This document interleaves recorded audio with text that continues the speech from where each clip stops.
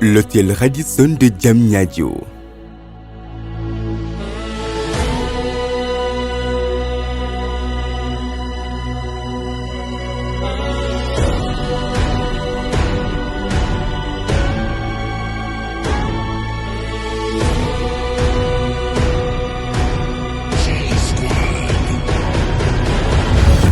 Érigé au cœur du pôle urbain de Diamniadio, l'hôtel d'affaires Radisson offre un cadre exceptionnel avec son architecture moderne et sa décoration originale soigneusement conçue.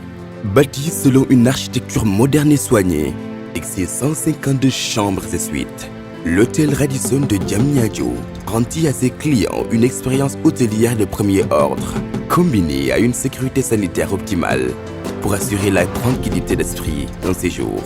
Sogip, une autre vision des infrastructures publiques.